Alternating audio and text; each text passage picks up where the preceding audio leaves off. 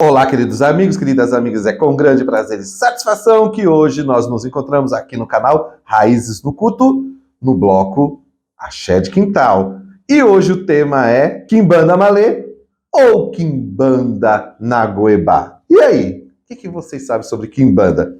Nós, do Raiz do Culto, já agradecemos a presença de todos vocês aqui, já deixa um like, inscreva-se no canal, compartilhe, ajude esse canal a crescer, joga aí nos grupos do WhatsApp.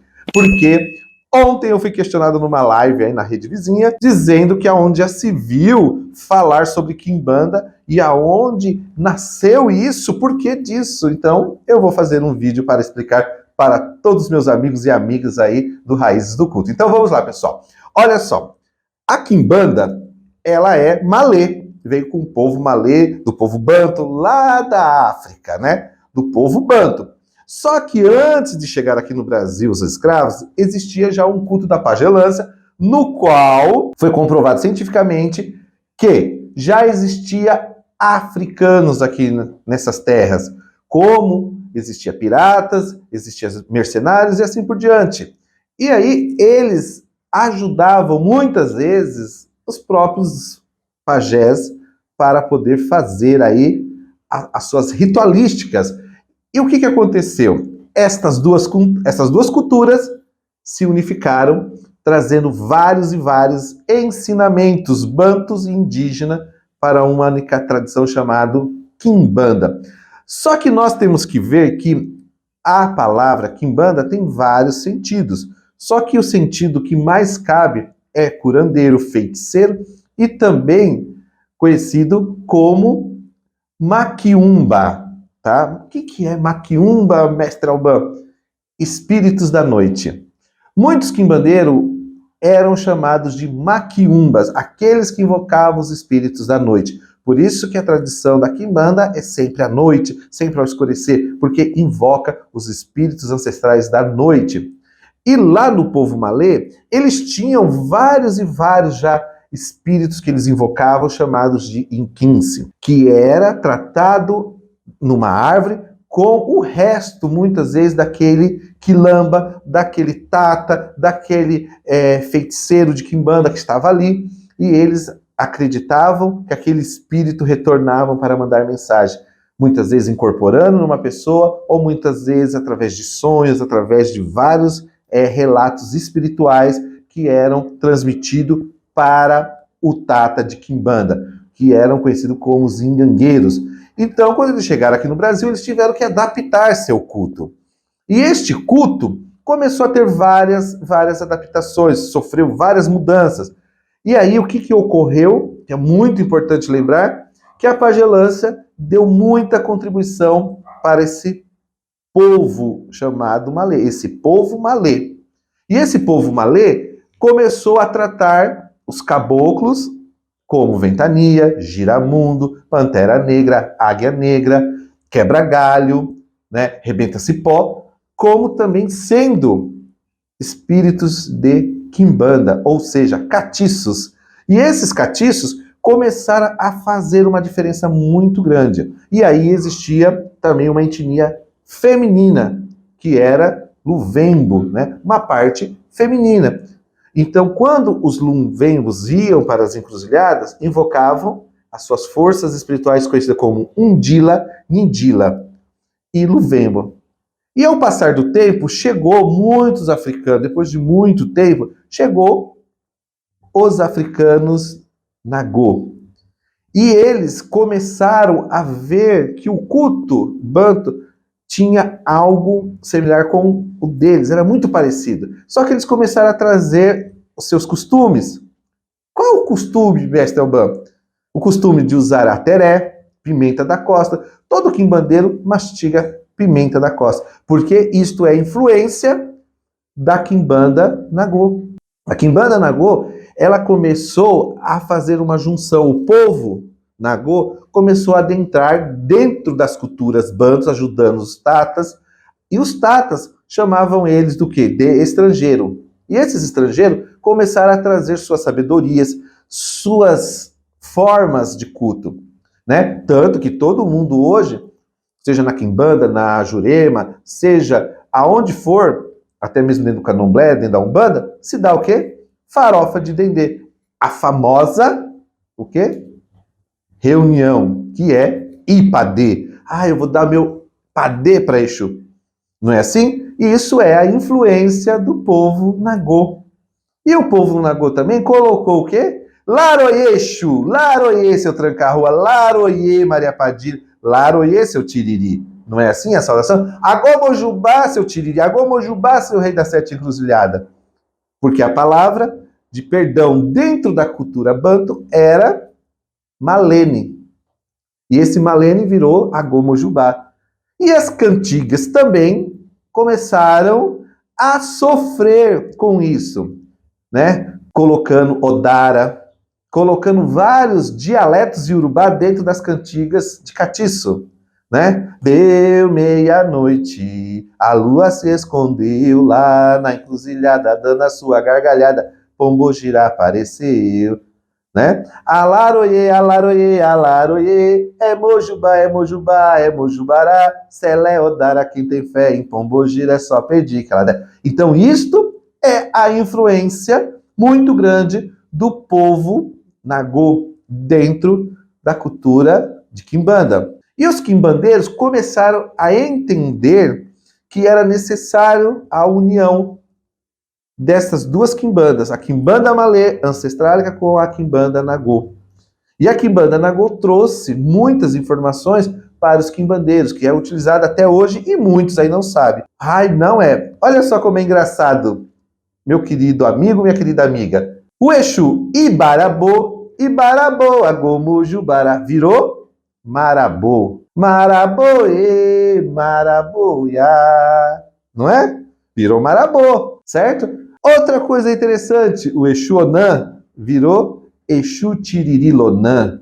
Exu Tiririlonã. Exu Tiririlonã, muito conhecido, muito aplaudidos em todos os terreiros do Brasil, né? Entre outros Exus que também era do panteão Nagô, que passou a ser chamado de Exu. Tanto que nós tínhamos dentro da cultura malê, banto, Exu Tibiriti, que passou a ser chamado, e muito mais conhecido, Tiriri. Exu Tiriri, né? Bara um bebê, Tiririlonã. Então, esse Exu tomou força. E aí foram se criando raízes entre a cultura Nagô e a cultura Banto.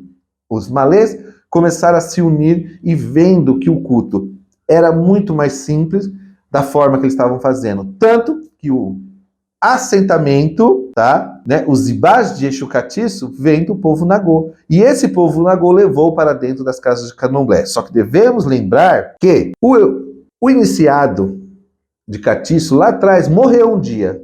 Só que antes dele morrer, ele era iniciado de orixá. Ele era iniciado para um orixá.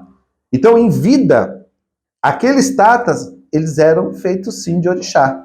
E quando eles morreram, os tatas, quimbandeiro, pegavam restos, muitas vezes roupa, resto de cabelo, e montavam os assentamentos. Por isso que muitas casas aí de candomblé no mundo inteiro, aí, vamos dizer assim, para não dizer que aqui no Brasil, tem ossada de defunto. Muitos Exu, antigamente, era assentado com um pedaço de osso de defunto, com terra do cemitério, da cova de fulano, de ciclano, para religar o espírito de Catiço com seus assentamentos para o quimbandeiro trabalhar. E isto foi adaptado também, porque os tatas quimbandas que eram banto, eles faziam seus rituais em pé de árvores, não tinha assentamento.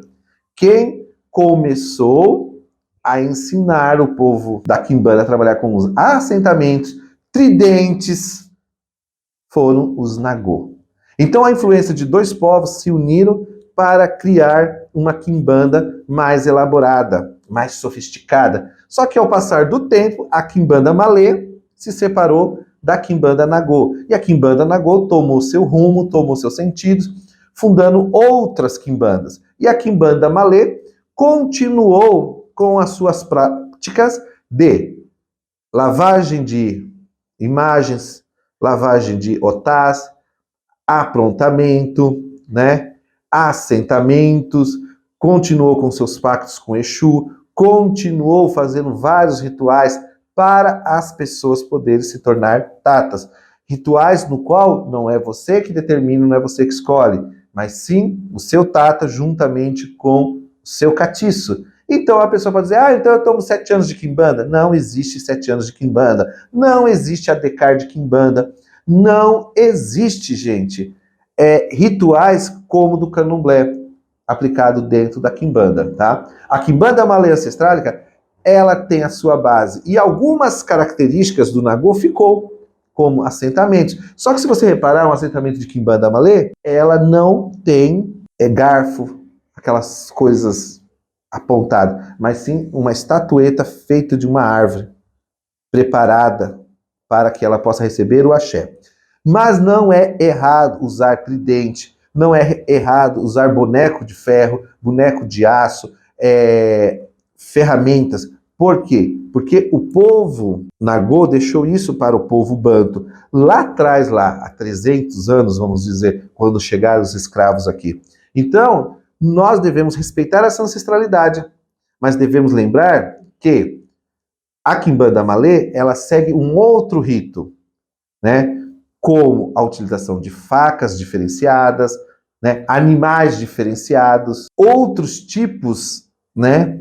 De pembas riscadas, simbologias, como até mesmo a cultura europeia, que também influenciou muito na quimbanda. Então, é normal você ver traços da quimbanda com o povo branco, né, que era chamado europeu. Então você vai ver Exu de cartola, de capa, você vai ver Exu usando terno, gravata, você vai ver Exu usando simplesmente um pano amarrado no peito, você vai ver várias coisas. Por quê? Porque a quimbanda malê ancestrálica, ela é uma quimbanda que ela vai respeitar a ancestralidade que aquele Exu vai trazer. Se aquele Exu trouxe uma ancestralidade egípcia, vai ser respeitado. Se aquele Exu trouxe uma ancestralidade indígena, vai ser respeitada. Porque tudo isso existe um oráculo no qual o Tata Quimbanda vai utilizar, junto com outros elementos.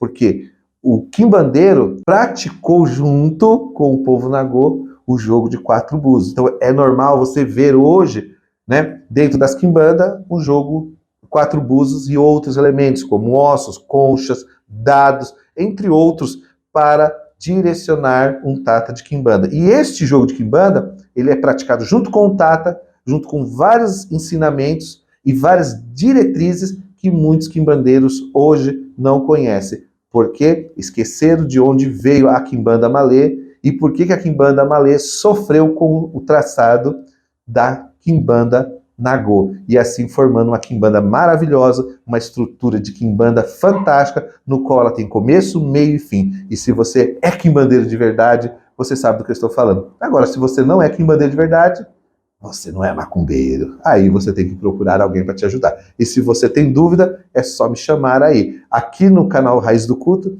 tem meu WhatsApp, meu site, tem tudo aonde você pode me achar. Mestre Marcelo Albano. E se você quiser replicar meus vídeos nos grupos do WhatsApp, no Facebook, não esqueça, meu querido amigo, dê créditos a quem fez esse vídeo. Mestre Marcelo Albano, acha em seus caminhos.